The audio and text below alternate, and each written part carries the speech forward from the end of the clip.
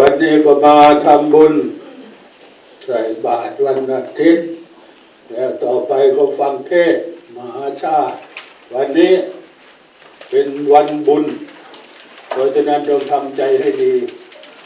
ฟังท่านเทศน์มันก็หลายสิ่งหลายอย่างให้ทำโน่นทำนี่เอาง่ายๆทำยังไงมันจะง่ายแต่ว่าพวกเราก็ไม่เข้าใจแหละพระพุทธเจ้าว่าให้มีความไม่ประมาทมีสติคนแก่ก็ไม่ค่อยฟังนะเพราะคนแก่มันสติสตังค์ไม่ค่อยมีสติก็ไม่ดีสตังค์ก็ไม่มีเพราะฉะนั้นถ้ามีสติสตังค์มันก็ตามมาเป็นหลักนะเพราะฉะนั้นต้องมีสติคือความไม่ประมาทมีสติถ้ามีสติแล้วทุกสิ่งทุกอย่างมันไหลมาเองไม่ต้องมีมากมีสติตัวเดียวทุกสิ่งทุกอย่างก็ไหลมาพระพุทธเจ้าว่าสติคือความไม่ประมาทนี้เมื่อมีอยู่เนี่ยเรามีสติดีนี่ความดีที่มีอยู่แล้วก็เจริญยิ่งขึ้นไปความดีใหม่ก็เกิดขึ้นมานี่ถ้าเรามีสติความไม่ประมาทถ้าเราไม่มีสติประมาทแล้วความดีใหม่ก็หายไปความดีเก่าก็หายไปความดีใหม่ก็ไม่เกิดเพราะฉะนั้นมีสติตัวเดียวเนี่ยทุกสิ่งทุกอย่างมา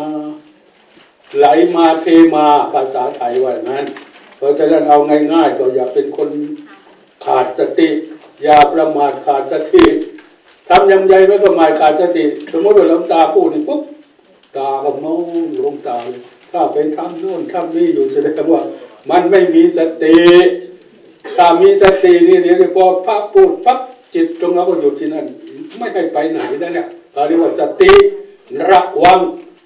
สติเตสังนิวรณังสติมันป้องกันไว้มันเป็นรั้วป้องกันไว้ดีจิตมันไม่ไปที่อื่นใช่ไหมแล้ววันนี้หลวงตาก็จะเอาบุญมาฝากภาษาพระเขาเรียกว่า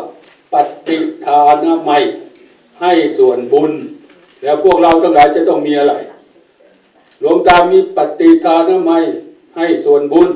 พวกเราก็ต้องมีปัตตานุโมทนาไมเราก็ต้องอนุโมทนาด้วยเราก็ได้สำเร็จเราก็ได้บุญเหมือนกันหลวงตาออกจากวัดวันที่10 มกราคมเมื่อวานนี้มาถึงก็10 วันที่10 มีนาคม2 เดือนพอดีไปก็10มาก็10ไม่ใช่บอกเลขก็ไปซื้อหวยนั่นอย่างนั้นจริงๆไม่ใช่10 บวก 10เป็น20ไปซื้อเลข20ไม่ใช่อย่างนั้นไปถึงบุญครั้งแรกก็คือไปทำที่วัดพระครูทวีพงษ์นะทวีพงษ์เขามีงานฝังลูกนิมิตคนมากแล้วหลวงตาก็ไปทำบุญที่นั่นอนุโมทนาบุญกับท่านแล้วให้ดูนะหลวงตาไปอนุโมทนาด้วย50,000 ไปทำบุญกับท่านทำบุญจากนั้นเสร็จบุญที่นั้นต่อไปก็ไปบ้านมหาเรืองฤทธิ์บ้านอะไรน้องอีบุตรน้องอะไรมันชื่ออีบุตรมันเคยไปอาบน้ำที่นั่นเขาก็เลยตั้งชื่อว่าน้องอีบุตรนะโบราณเขาตามชื่อคนนะบางคนไปลบบ้างไปลบของเขาออกหาว่ามันเป็นคำหยาบคายไม่ใช่โบราณเขาทำอะไรก็มีความหมายเขามีคติบ้านหัวขัวเลยไปเป็นศีรษะตาพานอย่างนี้มันไม่ได้มันก็หัวขัวอยู่ดีเนี่ยหัวมันก็สะพานทีนี้อยากให้ทันสมัยหน่อยไปตั้งศีรษะตาพานว่ะโอ้พวกนี้มันไม่รู้จักโบราณเขาทำดีไปแปลงเขาทำไมแล้วก็ไปทำบุญที่บ้านมหาเรื่องนี้กลับไปที่นั่นก็ไปพูดเหมือนกันไปเทศที่มหาที่มีพงศ์เทศเหมือนกันนะเขาว่าหลวงตาต้องเทศนะวันนี้เขามากันมากโยมนะโยมอายุผมว่าเล่าให้ฟังวันนี้เขามากกันไม่ใช่เขามาดูหลวงตาเขาอยากเห็นหลวงตา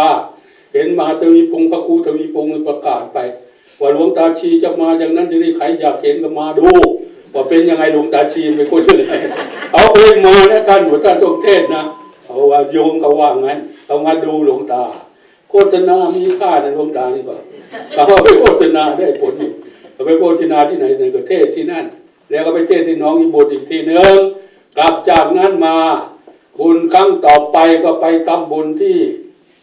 หลวงตาไปสร้างโรงเรียนไว้สร้างอาคารเรียนมี2 แห่งมัธยมแห่งหนึ่งประถมแห่งหนึ่ง มัธยมคือคำชะอีเป็นโรงเรียนมัธยมของชุมชนไม่ใช่ของรัฐบาลเราทำกันเองเราสร้างกันเองทำกันเองรัฐบาลช่วยนิดหน่อยเพราะเราอยากจะมีชุมชนของเรานี่ตำบลคำชะอีนี่เราอยากจะมีโรงเรียนมัธยมทางรัฐบาลก็ตั้งให้ไม่ได้เราจะตั้งเขาบอกแล้วแต่ถ้ามีกำลังมาช่วยก็ทำก็ได้เราก็เลยตั้งขึ้นมาเดี๋ยวนี้มีนักเรียนนักศึกษา440 คนแล้วเดี๋ยวนี้หลวงตาก็ไปช่วยสร้างอาคารบ้านแล้วก็หาอุปกรณ์การเรียนการศึกษาให้ทุกอย่างครบหมดเลยคอมพิวเตอร์คอมพิวเตอร์อะไรพวกนี้อะไรที่มันเขาจะเรียนมันทันโลกเขาได้หาไปให้ทุกอย่างเด็กนักเรียนที่นี่เขาก็เรียนเก่งนะสอบแข่งตามในประเทศต่างประเทศเขาก็ไปกันได้เพราะก็มีอุปกรณ์สื่อสารการเรียนได้ดีเขาก็เรียนทันโลกคนเรามาอยู่ที่อุปกรณ์การศึกษาก็ไม่มีโอกาสแล้วก็หาไปให้เขาเด็กบ้านนอกไปรู้ถูกอะไรรัฐบาลนี่ไม่ค่อยใส่ใจรัฐบาลแต่ก่อนเขาว่าทักษิณไม่ใส่ใจหน่อยเขาก็ว่าหาว่ามันขี้โกงไอ้บ้าพวกนี้มันหาว่าคนดีนั่นแหละอย่าหลวงตาไปพูดกับหลวงตาไปว่าเขาอย่างนั้นนี่เขาก็จับหลวงตาเหมือนกันนะ สบายมากกูไปอยู่ไหนกูก็ทำความดีได้พระพุทธเจ้าสอนว่าคนดีอยู่ที่ไหนทำดีได้ทั้งนั้นไม่มีที่ไหนที่คนดีทำดีไม่ได้ล่ะคือหลักพระพุทธเจ้าสอนเพราะฉะนั้นเราอยู่ที่ไหนเราก็ทำดีด้วยไปเพราะเรามีสติเราก็ทำได้เป็นอย่างนี้เพราะฉะนั้นเราหลวงตาเลยไปช่วยเขาหน่อยเด็กน้อยบ้านนอกพวกงานแล้วอุปกรณ์เขาไปเขาเรียนเก่งนะนี่เป็นโรงเรียนมัธยมแล้วโรงเรียนประถมโรงเรียนประถมความจริงเป็นบ้านที่หลวงตาเกิดแล้วก็ไปเติบโตที่อื่นไปเรียนที่อื่นตัวเองก็พัฒนาแล้วไปอยู่คำชะอีไปพัฒนาตัวเองมันดีที่นั่นเป็นเดนไปเรียนรู้ที่นั่นก็เลยไปรับส่งเสริมบ้านเกิดเป็นโรงเรียนประถมสร้างอาคารหลังใหญ่หลังหนึ่งสร้างหอสมุดหลังหนึ่งสร้างอาคารเล็กอีกหลังหนึ่งหมดเงินไปหลายล้านเหมือนกันนะเลยไปดูไปทำบุญที่นั่นเด็กที่นั่นหลวงตาก็หาคอมพิวเตอร์เข้าไปเด็กประถมเนี่ยมีที่ไหนก็เรียนคอมพิวเตอร์ได้ที่นั่นก็เรียนกันเอาไปตั้งลงห้องนี่ห้องเรียนคอมพิวเตอร์ที่มหาวิทยาลัยไปดูเลยเด้อขับไปคราวนี้หลวงตาก็เพิ่มให้10 เครื่องให้เด็กมันทุกคนได้เรียนกันทุกคนเนี่ยโรงเรียนนั่นน่ะเรื่องมันก็เรียนเก่งนะมันก็ไปสอบแข่งขันได้ในจังหวัดนี้เขาก็ไปได้ที่หนึ่งข้าราชการจังหวัดยังไปประชุมที่โรงเรียนหลวงตาเนี่ยมีห้องโถงใหญ่มากสบายมากอากาศก็เย็นเข้าไปนั่นไม่ต้องมีแอร์มีอะไรหรอกมันเย็นสบายเลยไปสร้างแล้วก็ไปทำบุญหลวงตาก็ไปทำบุญไม่ทำบุญเฉยๆทำบุญจริงๆจังๆนะบ้านคำใจดีก็ไปทำบุญเสร็จแล้วก็แจกรางวัลคนแสดงมีคนแสดงรุ่นเล็กรุ่นใหญ่รุ่นโตรุ่นมีอายุนี่เขาก็มีชื่อให้นะเขาเรียกว่าคณะสวก็สวพวกสูงวัยสูงด้วยครับเขาอยากเรียกว่าคนอายุมากคนแก่ก็ไม่ได้เขาเลยให้ชื่อใหม่ว่าสวพวกสวแสดงวัฒนธรรมแบบโบราณเนี่ยเขาก็มีแสดงกันแสดงในหลวงตาก็แจกหมดทีแรกว่าจะแจกพวกแสดงหน้าเข้าแจกหมดคนมาเนี่ยนั่นแจกหมดไม่รู้กี่ร้อยกี่พันเฉพาะนักเรียน440แล้วคนอื่นเท่าไหร่แจกหมดคนละน้อยปากกายเอาไปนี่2,000แจกมัดไปนี่คือหลวงตาเขาทำไม่ได้หรอกพระครูหลวงตามหาเรื่องนี้นี่อาจารย์แกเนี่ยไม่เคยเห็นที่ไหนมันไปทำแบบนี้พูดไปพูดมาเอามารับแจกกับเราอีกนะมารับแจกหมดเงินใบ100หมดแล้วมันเกิดเหลือใบ500แจกใบ500ไปเลยมันมีอะไรก็แจกไปเรื่อยพระครูนี่มหาเรื่องนี้โฆษณากับมหาทวีพงศ์เนี่ยโฆษณาไปพัฒนาไปมารับแจกกับเราอีกเลยเพราะ2 องค์เนี่ยให้สวดมนต์แล้วองค์ละ10,000ยังมาเอาอีกเลยว่าที่ถ้าสวดมนต์10 รูปหลวงตาถวายองค์ละ10,000นะ100,000คน10 รูปองค์ละ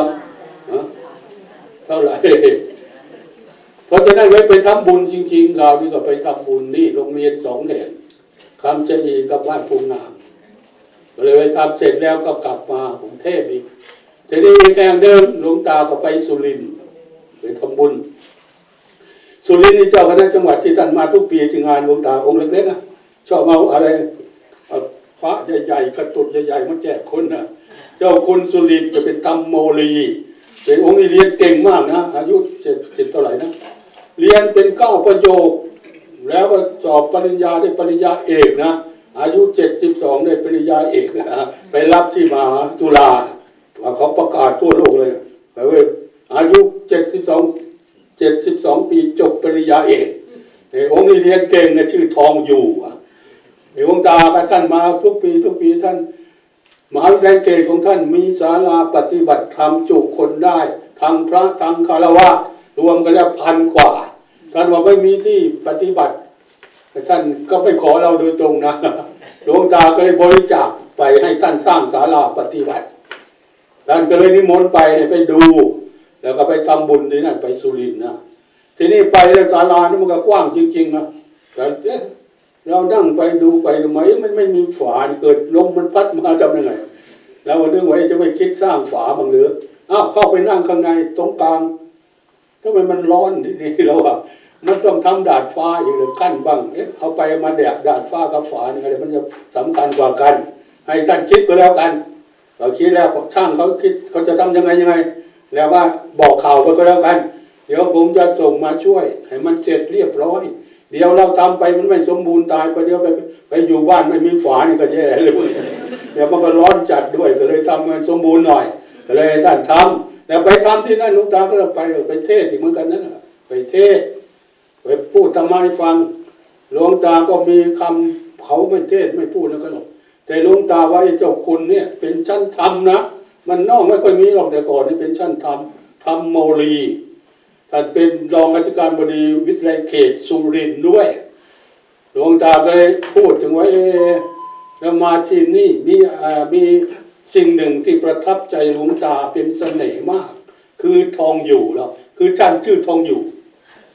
ชื่อทองอยู่นี่มันเป็นเสน่ห์แก่หลวงตาคนอื่นยังไงก็ไม่ทราบนะหลวงตาก็เลยพูดกังวลเขาท่านคงชอบใจเมื่อทองอยู่นี่ว่าท่านอยู่ได้ไปไหนก็อยู่ได้สมัยท่านไปอยู่สุรินทร์มีอุปสรรคสารพัดอย่างท้องอยู่เสียอย่างมันไม่มีปัญหาอะไรท่านก็อยู่ของท่านได้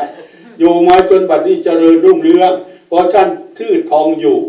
ต้องอยู่จริงๆอุปสรรคกูก็อยู่ได้มึงจะหาเรื่องหาเราแล้วกูก็อยู่ได้เพราะกูชื่อทองอยู่แล้วอยู่ที่นี่หลวงตาชื่อมันเสน่ห์ดีจังเลยนี่คือหลวงตาก็พยายามหาเรื่องพูดให้คนสนใจพูดให้คนเข้าใจเลยไปทำบุญท่านจะแจกทุนให้พระนักศึกษานิสิตนักศึกษาแล้วก็แจกทุนให้นักเรียนประถมมัธยมถ้าจะเรียบร้อยเลยถ้าทำเรื่องก็มาบอกให้หลวงตาเป็นคนแจกล่ะให้หลวงตาเป็นคนแจกหลวงตาก็ให้ผมแจกผมก็ให้เงินสิถึงว่าให้ผมแจกเงินท่านแจกสิหรอแล้วหลวงตาได้ไป54,600ทุนการศึกษาพระด้วยเนรด้วยเด็กฆราวาสด้วยมารับแล้วหลวงตาก็เป็นคนนั่งแจกเองนี่ฮะหลวงตาไปทำบุญนี่ที่สุรินทร์อันนี้เป็นที่สุรินทร์เสร็จจากสุรินทร์เนี่ยก็มาที่มหาจุฬาวังน้อยมหาจุฬามหาวิทยาลัยสงฆ์ใหญ่มากตึกแต่ละตึกใหญ่ๆทั้งนั้นแหละสร้างหมดเงินเป็นหลายพันเป็นหลายพันล้านแล้วความจริงคุณหญิงสมปองกับนายแพทย์รัศมีถวายที่ไว้84 ไร่เดี๋ยวนี้ขยายไปเขาซื้อต่อไปบ้างรวมกันแล้ว315 ไร่แล้วก็สร้างให้มันสมบูรณ์เป็นห้องพักนักศึกษาพระให้ไปศึกษาที่ไหนได้ตอนนี้เป็นตึกเดียวสำหรับที่พักของนักศึกษาคือพระฆราวาสก็ได้ที่ไปเรียนเหลืออีกอยู่หลายตึกทีนี้มี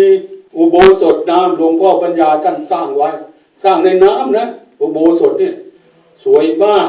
หลวงพ่อปัญญาท่านสร้างแล้วยังไม่เสร็จท่านก็สิ้นไปก่อนเจ้าคุณปัจจุบันนี่คือมหารุ่นตอนนี้เป็นเจ้าคุณชั้นธรรมแล้วท่านเลยไปต่อมาถึงยังนี้ยังไม่ได้เปิดเลยยังไม่ได้เปิดพระประธานก็ยังคุ้มไว้อยู่ยังไม่ได้เปิดยังไม่เรียบร้อยดีหลวงตาก็ไปนั่นมันยาวมันใดลาดขึ้นไปเนี่ยมันเยอะนะเราก็ต้องเดินเนี่ยไปนั่งวินแชร์ก็ไม่ได้นั่งรถเข็นก็ขึ้นไม่ได้ มันเป็นขั้นนะก็เลยต้องเดินนะมันเจ็บก็เจ็บเดินไปเอาบุญเดินไปพญานาคหรืออะไรก็ไม่รู้หรือมังกรก็ไม่รู้เราถามว่ามันยาวกี่เมตรเนี่ยดวงมังกรเนี่ยมังกรหรือพญานาคกันแน่บันไดเนี่ยไม่มีใครตอบได้แต่ท่านตั้งสวยมากรอบบริเวณสวยมากศาลาลายนี่8 หลังทำได้ดีมากโบก็สวยหลวงพ่อปัญญาท่านสร้างไว้หลวงตาก็ไปดูหมดแล้วก็งานสำคัญก็คือคุณหญิงสมปองกันหมอรัศมีเนี่ยท่านสร้างตึกอีกหลังหนึ่งเพื่อถวายหลวงพ่ออาสวะเถระไหมลูกของท่านอยู่ข้างบนน่ะสมเด็จพุทธาจารย์อาสวะมหาเถระเป็นหลวงตาอยู่กับท่านมาได้เลยตามไปอยู่วัดมาด้านะถ้าเป็นคนฝากให้ก็อยู่กับท่านวัดมาด้าตลอดมาคุณหญิงสมปองก็บอกว่านี่ลูกศิษย์หลวงพ่ออาจเหลือแต่หลวงตานี่แหละที่ใกล้ชิดที่สุดไม่มีแล้วทีเนี้ยเพราะฉะนั้นอยากให้ไปดูอาคารที่ท่านสร้างนะสร้างเพื่อให้เป็นที่ปฏิบัติเจริญสมาธิภาวนาหลวงตาก็เลยบอกว่าคุณหญิงหลวงตาหายหรือหลวงตาสร้างเสร็จหลวงตาจะมาจำพรรษาที่นี่มาสอนวิปัสสนานำพระสอนวิปัสสนาที่นี่พระองค์นั้นหลวงตาต้องมานะหลวงตาต้องมาพระองค์นั้นนะมาอันหายที่จะมาถ้าไม่หายมาได้ไงหายก็ว่าหายแน่ๆหลวงตาต้องหายอายุ120 ปีว่ะมันว่าไปเรื่อยนะเราว่ามันจะถึงหรือเปล่าผมไม่รู้เลยเขาอยากให้ไปก็เลยบอกคุณหญิงว่าถ้าสร้างเสร็จหลวงตาสบายดีก็จะมาจำพรรษาให้เพื่อถวายบูชาพระคุณของหลวงพ่อสมเด็จพระพุทธาจารย์อาสวะมหาเถระซึ่งท่านดังมากในองค์นี้มีเรื่องมีราวสมัยจอมพลสฤษดิ์นั่นและองค์นี้แหละที่ท่านประกาศศาสนาทั่วโลกท่านไปเที่ยวรอบโลกนี่2 ครั้งมาอเมริกานี่ไปก่อด้วยนะไปก่อที่มิชิแกนเขตกับแคนาดาท่านไปที่รอบโลกนี่พุทธศาสนาที่ฝรั่งรู้จักนะก็ผลงานของท่านแล้วผลงานของท่านดีเด่นเลยเขาก็เลยหาเรื่องท่านหาเรื่องใส่ท่านก็หาท่านเป็นคอมมิวนิสต์เป็นอะไรสารพัดแต่หลวงตาไปก่อนท่านนะเขาจับก่อนท่าน ไปอยู่วัดมหาธาตุ03หลวงพ่อ05แล้วไปสู้ศึกนะหลวงตาไม่ใช่ธรรมดานะ มันสู้มาทุกอย่างเลยไม่ต้องกลัวในโลกนี้มีธรรมะของพระพุทธเจ้าอย่างนี้ไม่ต้องกลัวอยู่ที่ไหนก็อยู่ได้ทำได้ทำความดีเพราะฉะนั้นอยากจะบอกพวกเราทั้งหลายมีธรรมะเนี่ยนะที่เล่ามาทั้งหมดนี่นะที่ไปทำบุญทำกุศลเนี่ยพวกเราต้องอนุโมทนาหน่อยนะอยากได้บุญนะสาธุอะไร สาธุบุญปัตตานุโมทนาสาธุอนุโมทนาด้วยปฏิทานทำไมหลวงตาเล่าให้ฟังแล้วให้ส่วนบุญถ้าอยากได้บุญก็สาธุเอาหลวงตาไม่ใช่ไปอยู่เฉยๆไปเทศมหาจุฬาที่อบรมพระธรรมทูตรุ่นใหม่90 รูปที่ชั่วส่งไปทั่วโลกนี่นะหลวงตาไปเปิดในปีนี้ไปเปิดที่มหาจุฬานี่แหละมีพวกชีพวกภิกษุณีเขาบวชมหายานนะเขาเรียกภิกษุณีนะเขาเรียกชีเราสัก50 กว่าคนนะมีคนไทยเราบ้างเวียดนามบ้างคนจีนบ้างหลวงตาไปเปิดมีพระธรรมทูตรุ่นใหม่90 รูปเจ้าอาวาสวัดมหาธาตุท่านก็ไปเป็นนั่งประธานอยู่ข้างล่างหลวงตาคือไปโน้นพอเป็นประธานต้องขึ้นสูงหน่อยขึ้นไปสูงเขาก็ลากขึ้นไปต้องไปสูงหน่อยแล้วหลวงตาก็เลยพูดที่นั่นแหละพูดอบรมพระธรรมทูตเจ้าคุณประชันนี่เป็นประธานเจ้าคุณวัดพุทธทาวาสฮิวสตันนี่ท่านก็ไปด้วยเลยปลาโลกก่อนจะไปเปิดนะท่านบอกว่าหลวงตาพระธรรมทูตที่ส่งไปทั่วโลกเวลานี้มันไม่ค่อยได้ผลเท่าไหร่วันนี้เปิดปีนี้หลวงตาพูดอะไรมันแรงๆหน่อยนะโอ้ยผมไม่ต้องห่วงแล้วผมก็พูดแล้วผมอยู่แล้วพวกท่านไม่พูดเนี่ยเราก็ไปพูดเปิดอบรมที่นั่นพวกชี้พวกนั้นมันก็ฟังเนาะมันบอกว่าหลวงตาพูดทำไมพูดน้อยเหลือเกินฟังเพลินไปเลยก็ว่าไม่เคยมีพระที่ไม่พูดแบบนี้พูดภาษาไทยแบบนี้ไม่มีนะเขาพูดวิชาการอย่างโน้นอย่างนี้ฟังไปแล้วก็ง่วงนอนหลวงตาพูดไม่ง่วงเลยสนุกเพลินไปเลยก็ว่าทำไมไปพูดน้อยเหลือเกินเป็นน้อยอะไรขนาดนี้เรายังมาน้อยอยู่เลยคนอายุ87แล้วซึ่งไม่เอามากไม่ได้ถ้ายังหนุ่มยังแน่เลย2-3 ชั่วโมงก็ได้สบายนี่หลวงตาไปนะหลวงตาไปไหนผมก็อยากฟังนะ ไม่ใช่ธรรมดาหลวงตาก็มีเสน่ห์เหมือนกันนะมันพูดว่าหนุ่มๆมันไปฟังคนแก่ๆเห็นไหมมันต้องมีธรรมะมันมีความดีอย่างนี้ออกไปไงเขาก่อนเราแก่แล้วเขายิ่งใช้เพราะว่าคนแก่